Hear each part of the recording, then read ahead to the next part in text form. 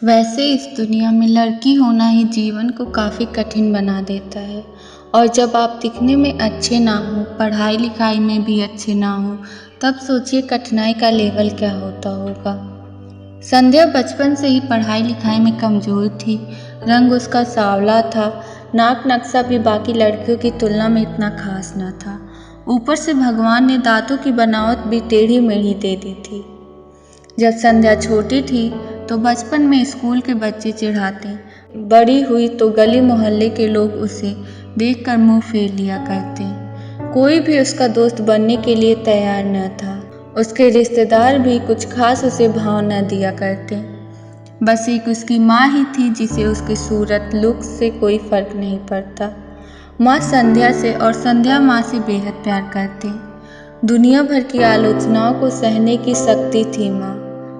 जब उसे कोई डफर बोले या कोई उसे बदसूरत बोल देता, जब संध्या को शादी के लिए देखने आए लोग उसे बिना पसंद किए लौट जाते, यहाँ तक कि जब खुद उसके पापा ही उसे मनहूस बोल देते, तब माँ ही तो थी जो उसे समझाती कि लोगों के बोलने से क्या होता है, तू तो मेरी प्यारी बेटी है। भगवान के किए इस सारे अन्याय के बावजूद संध्या जीना सीख गई। वह खुश रहना सीख गई। जो भी गिने चुने लोग उससे बातें करते, उन्हें चुटकुले सुनाकर हंसाया करती और खुद भी ठहाके लगाकर हंसा करती। इसके अलावा एक और बड़ी खूबी थी संध्या की, उसे खाना बनाने में बहुत मज़ा आता था। और ना सिर्फ खाना बनाने में मज़ा आता था, उसका बनाया खाना खाकर लोगों को जो स्वाद आता था वह उनको तृप्त कर जाता। और यह उसमें अपने आप तो नहीं आया था। दुनिया के ठुकराए जाने के बाद उसने अपना सारा समय खाने की रेसिपीज़ की किताबें, रेडियो शोज़ और टीवी चैनल्स को समर्पित कर दिया। संध्या की तारीफ तो कोई भी नहीं करता, लेकिन उसके हाथों के बनाए खाने की तारीफ वह हर व्यक्ति करता था जो उसे चखता। इस एक गुण की वजह से संध्या अपने आजू बाजू की औरतों में फेमस हो गई थी, क्योंकि जिसे भी खाना पकाना सीखना हो या कुछ नया पकवान बनाना सीखना हो, वह संध्या के पास आती और संध्या भी खुशी खुशी उन्हें सब सिखाती। उसके पास आने वाली औरतें अच्छा खाना बनाना सीख जाती, लेकिन लाख कोशिश के बाद भी संध्या के हाथों का वह जादू जो सबको तृप्त कर जाता, वह कोई न सीख पाता। संध्या की जिंदगी इन्हीं उतार चढ़ाव के साथ कट रही थी। एक बार फिर से माँ बाप जी तोड़ कोशिश के बाद एक फैमिली को संध्या को देखने के लिए मना लेते हैं। अगले दिन लड़का संध्या को देखने आने वाला था। संध्या को इस बात की खबर होने पर वह दुखी और गुस्सा हो गई थी कि बिना उसे पूछे पता नहीं क्यों माँ बाप लड़कों को बुला लेते थे और उसका मजाक बना देते थे। माँ ने संध्या को समझाया था कि ऐसा ही होता है, कोई भी बेटी अपनी माँ बाप के यहाँ हमेशा नहीं रहती और उसे एक दिन शादी करके जाना पड़ता है। अगले दिन संध्या सुबह सुबह ही लड़के वालों के आने से पहले ही सज संवर कर कहीं निकल गई थी।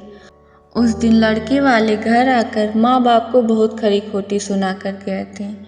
पापा को संध्या पर हमेशा ही गुस्सा रहता था, लेकिन इस हरकत ने उनको गुस्से से पागल कर दिया। उस दिन पापा ने संध्या का सारा गुस्सा माँ पर उतार दिया था, यह कहकर कि एक मनहूस बेटी को जन्म देकर भी तुम्हारा मन नहीं भरा, इसीलिए उसको लाड प्यार देकर सर पर बिठा लिया। हमेशा अपनी बेटी के बारे में गलत बोलने वाले से नाराज होने वाली माँ आज खुद संध्या से नाराज हो गई थी और वह अब संध्या के घर वापस आने की बेसब्री से राह देख रही थी ताकि अपना गुस्सा उस पर उतार सके। सूरज ढलने से पहले संध्या घर लौट आई थी। उसके चेहरे पर एक अजीब सी खुशी थी। हाथों में एक चेक था और एक सर्टिफिकेट भी।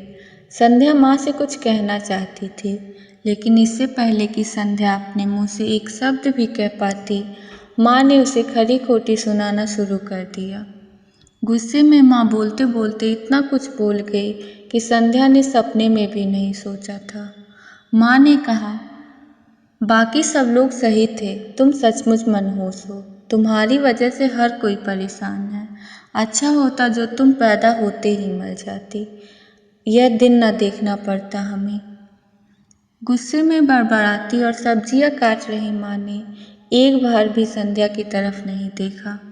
संध्या माँ की बातें किसी पत्थर की मूरत की तरह सुन रही थी। पत्थर की ऐसी मूरत जिसके शरीर में जान ना हो, लेकिन आंखों से आंसुओं की धारा बह रही हो। संध्या ने माँ से पूछा, माँ, क्या सच तुम चाहती हो कि मैं मर जाऊं? क्या इतनी बुरी हूं मैं माँ? अभी भी गुस्सा सर पर सवार होने की वजह से माँ ने कह दिया हाँ। बिना एक पल भी सोचे संध्या ने सीधा अपने कमरे में जाकर कमरा अंदर से बंद कर लिया। 1-2 मिनट बाद गुस्सा थोड़ा शांत होने पर माँ को अपनी गलती का एहसास हुआ तो संध्या के रूम की तरफ गई। उन्हें पता चला कि संध्या ने रूम को अंदर से बंद कर लिया है। गुस्से में कुछ कर ना ले इसीलिए माँ ने तुरंत पापा को बात की खबर दी। दोनों ने काफ़ी दरवाज़ा खोलने की कोशिश की, लेकिन जब नाकामयाब रहे तो दरवाज़ा तोड़ दिया। अपने स्कार्फ से फांसी का फंदा तैयार कर संध्या पंखे से लटक रही थी। ज़्यादा वक्त नहीं हुआ था, वह सिर्फ बेहोश हुई थी। माँ ने तुरंत उसे पंखे से अलग किया और बेड पर लेटाया। पापा ने तुरंत डॉक्टर को फ़ोन किया।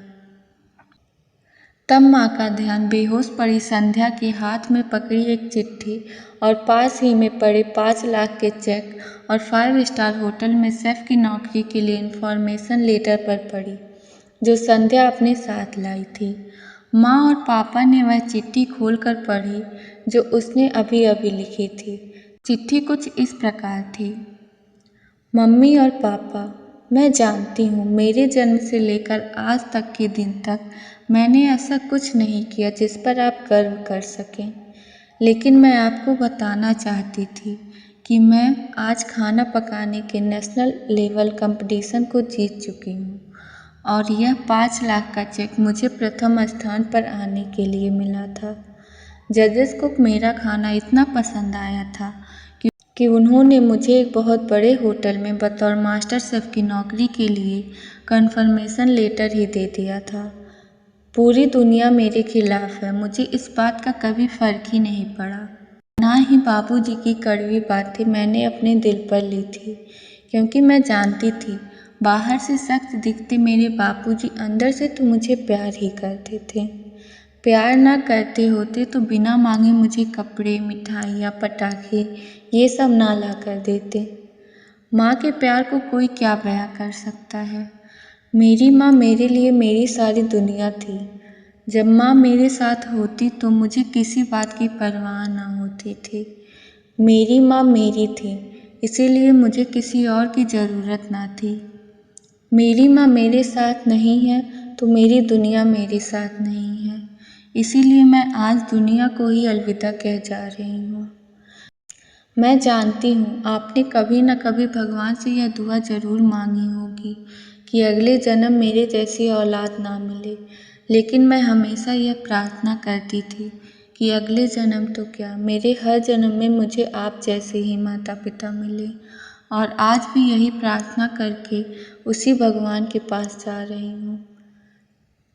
चिट्ठी पढ़ते पढ़ते माँ और पापा सर से पाँव तक पछतावे में डूब गए थे और बेहोश पड़ी संध्या के सर पर हाथ फेरते हुए फूट फूट कर रो रहे थे। दोस्तों, पूरी कहानी पढ़ने के लिए धन्यवाद। मैं जानती हूँ यह कहानी आपके दिल को छू गई है। मैं उम्मीद कर सकती हूँ कि अब आप जाने अनजाने में किसी भी व्यक्ति का उसके बाहरी लुक्स की वजह से दिल नहीं दुखाएंगे।